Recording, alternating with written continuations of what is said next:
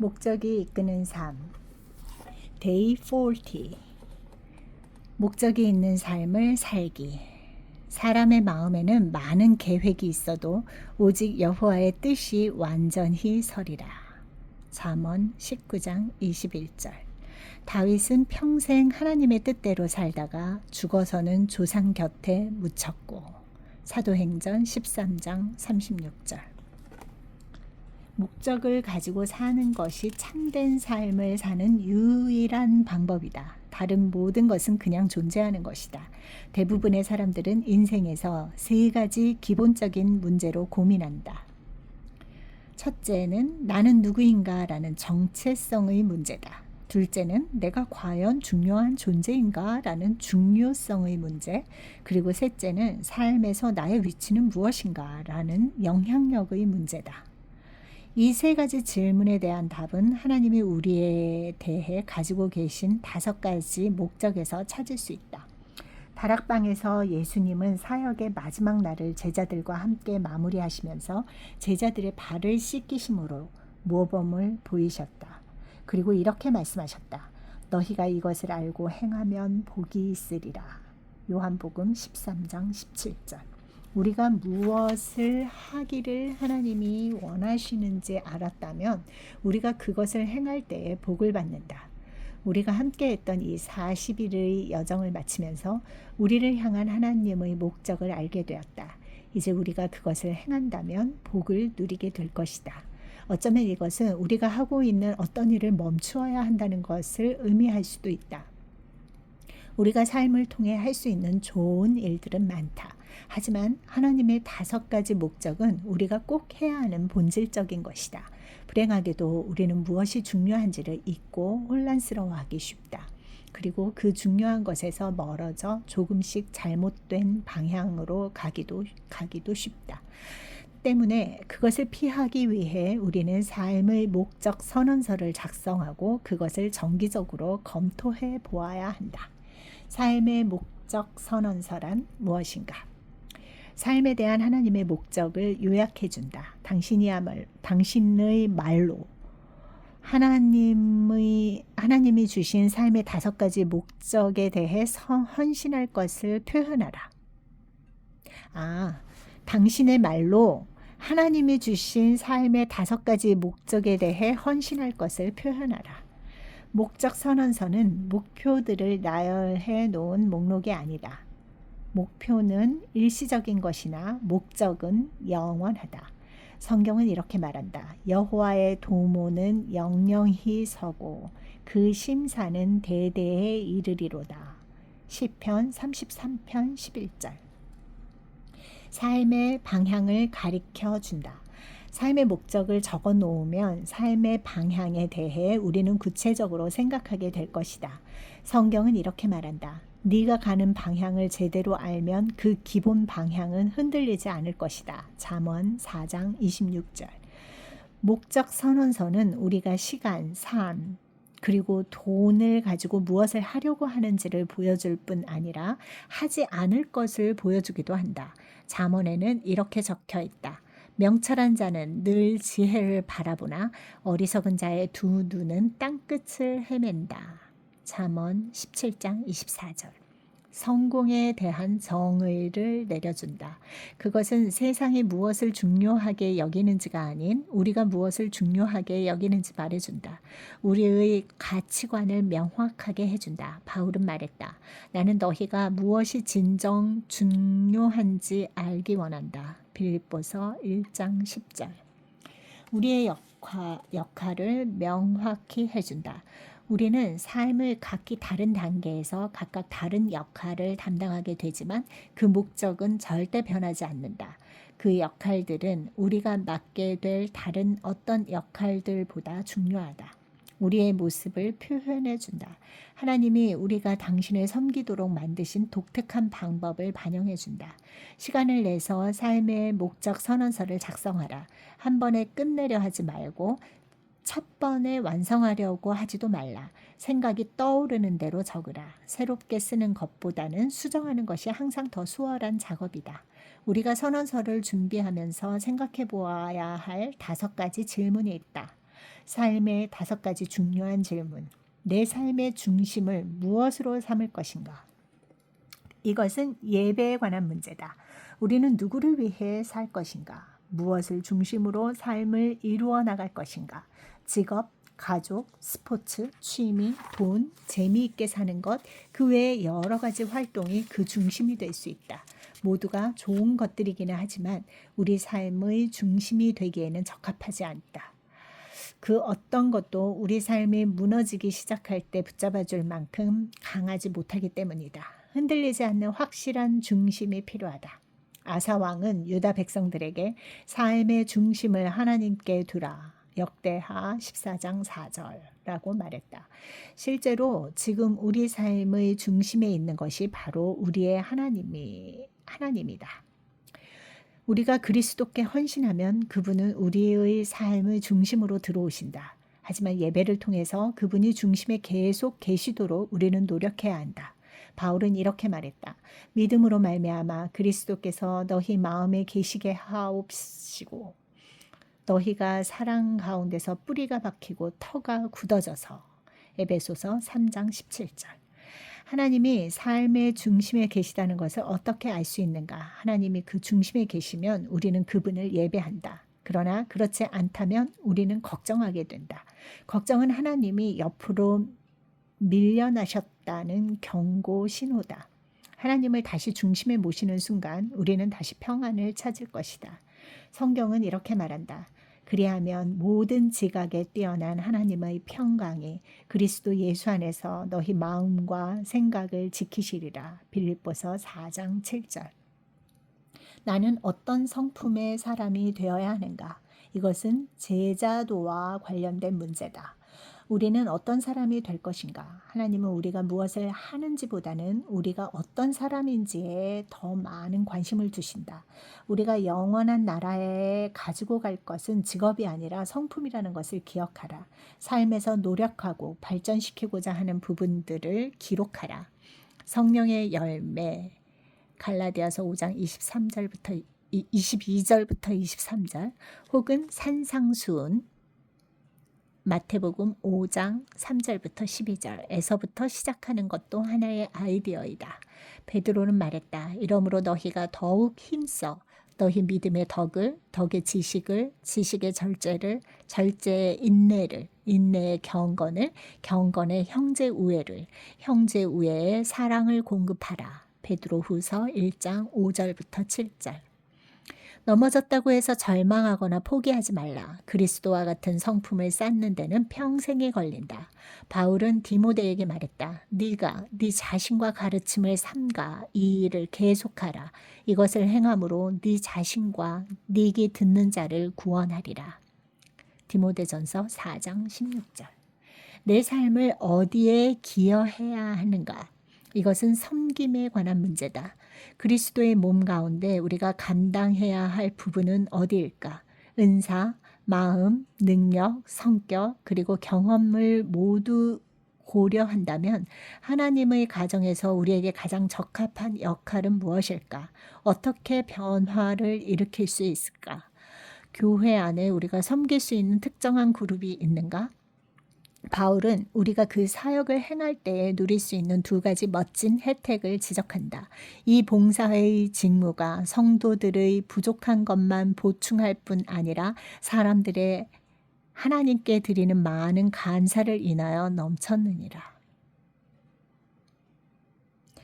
고린도후서 9장 12절. 우리는 다른 사람들을 섬기도록 지음받기는 했지만 예수님도 이 땅에 계시는 동안 모든 사람들의 필요를 충족시켜 주시지는 못하셨다. 우리는 우리의 모습에 기초해서 가장 잘 도울 수 있는 사람을 찾아야 한다.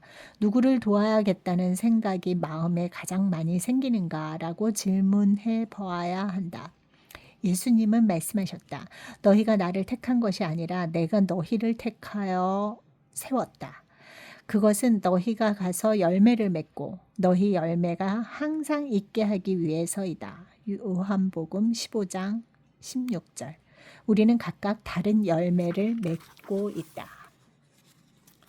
내 삶은 어떤 전달 도구가 되어야 하는가? 이것은 믿지 않는 사람들을 향한 선교에 대한 질문이다. 우리의 사명 선언서는 삶의 목적 선언서의 일부분이다. 그것은 간증과 복음을 다른 사람들과 나누려는 헌신을 포함해야만 한다. 또한 삶에서 얻은 교훈과 하나님이 세상과 나누라고 주셨다고 생각되는 우리의 거룩한 열정도 적어야 한다.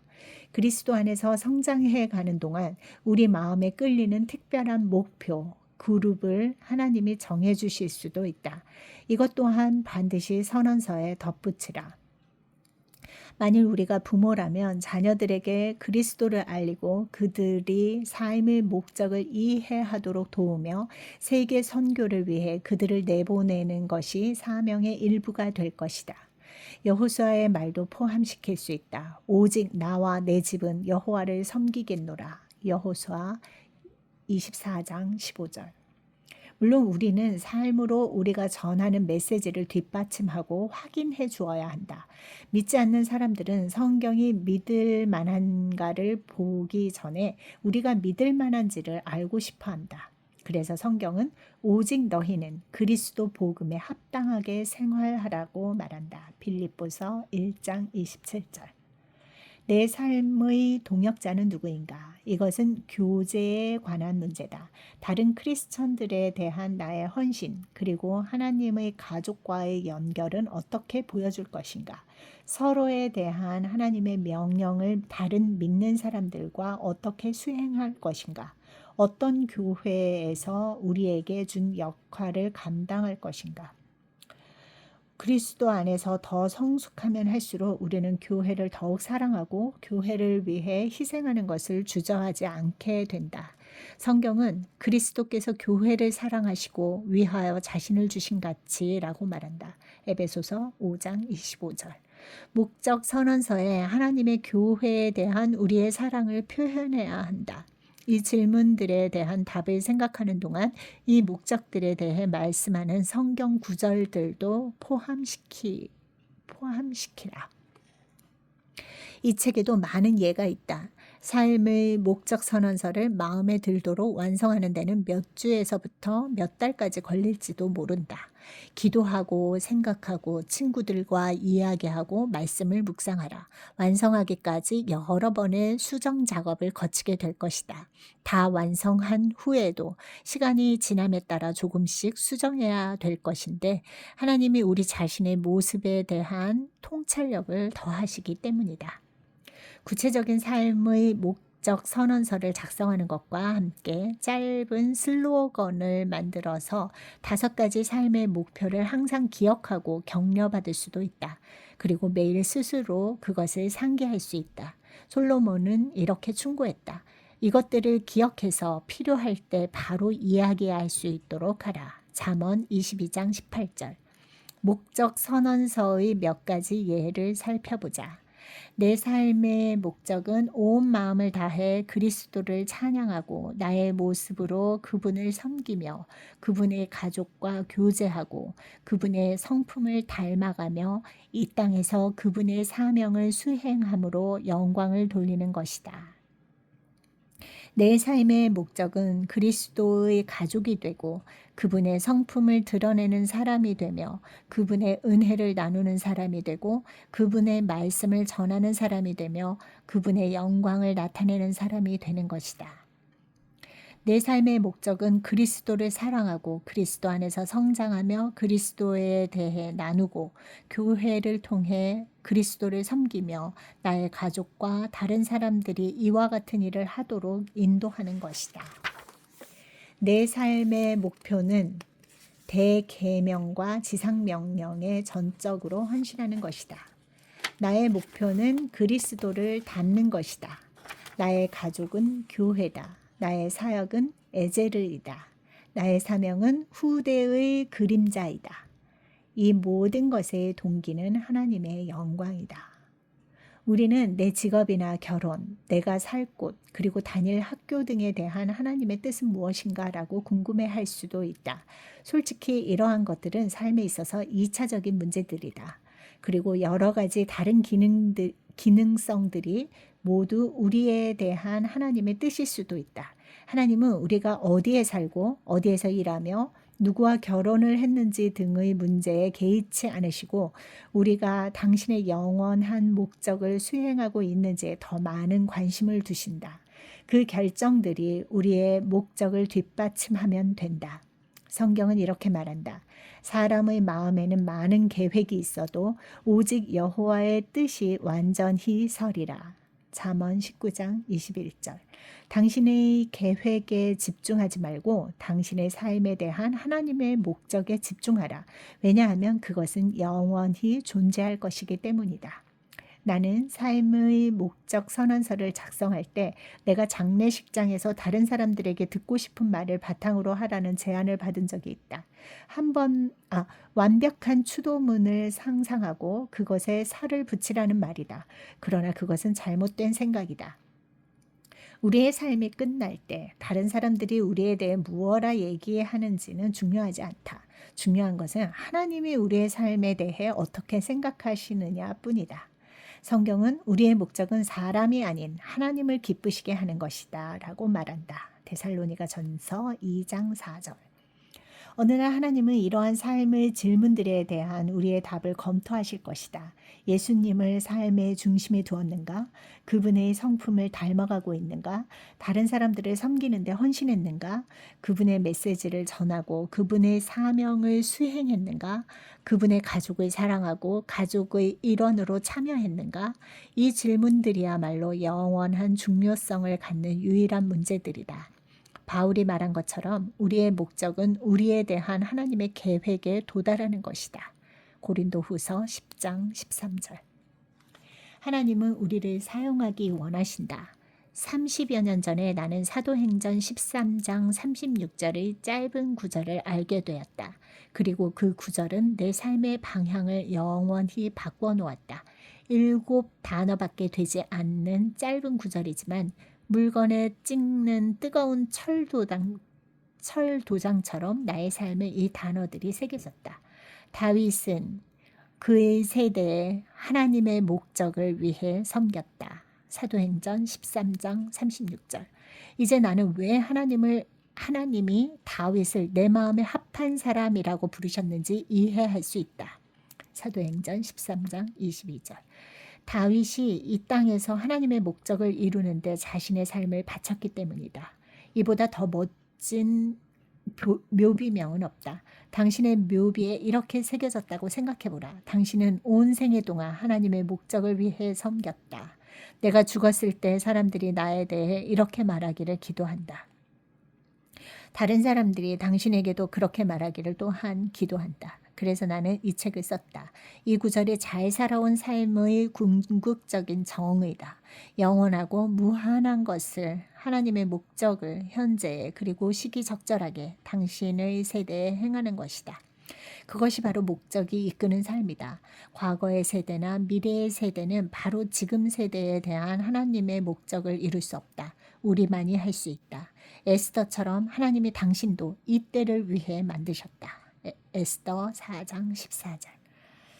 하나님은 들어쓰실 사람들을 찾고 계신다. 성경은 말한다. 여호와의 눈은 온 땅을 두루 감찰하사 전심으로 자기에게 향하는 자를 위하여 능력을 베푸시나니. 역대하 16장 9절. 당신이 그분의 목적을 위해 쓰임받을 사람이 될 것인가? 당신은 당신의 세대에 하나님의 목적을 이루기 위해 섬길 것인가? 바울은 목적이 이끄는 삶을 살았다. 그는 나는 인생의 한 걸음 한 걸음마다 목적을 가지고 목표를 향해 전진했다라고 말했다. 고린도 전서 9장 26절. 바울은 하나님이 그에 대해 가지고 계신 목적을 이루는 것을 삶의 이유로 삼았다. 그래서 바울은 이는 내게 사는 것이 그리스도니 죽는 것도 유익함이라고 말할 수 있었다. 빌립보서 1장 21절. 1장 21절. 바울은 사는 것도 죽는 것도 두렵지 않았다. 어떤 방법으로든 그는 하나님의 목적을 이룰 것이기 때문이었다. 그는 절대 실패할 수 없었다. 언젠가 역사는 끝이 날 것이다. 하지만 영원한 삶이 계속될 것이다. 윌리엄 캐리는 미래는 하나님의 약속만큼 밝다라고 말했다. 당신의 목적을 이루는 것이 어렵다고 생각되어도 절망하지 말라. 영원한 상이 기다리고 있다는 것을 기억하라. 성경은 이렇게 말한다. 우리의 잠시 받는 환난의 경한 것이 지극히 크고 영원한 영광의 중한 것을 우리에게 이루게 함이니. 고린도후서 4장 17절. 이것이 어떤 모습일지 한번 상상해 보라. 우리 모두가 하나님의 보좌 앞에 서서 깊은 감사와 찬양을 드릴 것이다. 우리는 한 목소리로 우리 주 하나님이여 영광과 존귀와 능력을 받으시는 것이 합당하오니 주께서 만물을 지으신지라 만물이 주의 뜻대로 있었고 또 지으심을 받았나이다 라고 외칠 것이다. 요한계시록 4장 11절. 우리는 하나님의 계획을 찬양하고 그분의 목적을 위해 영원히 살게 될 것이다. Day 40. 내 삶의 목적에 대하여 생각할 점. 목적을 가지고 사는 것이 참된 삶을 사는 유일한 방법이다. 외울 말씀. 다윗은 그의 세대에 하나님의 목적을 위해 섬겼다. 사도행전 13장 36절.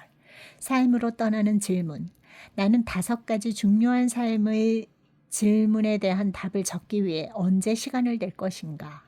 나는 삶의 목적 선언서를 언제 작성할 것인가?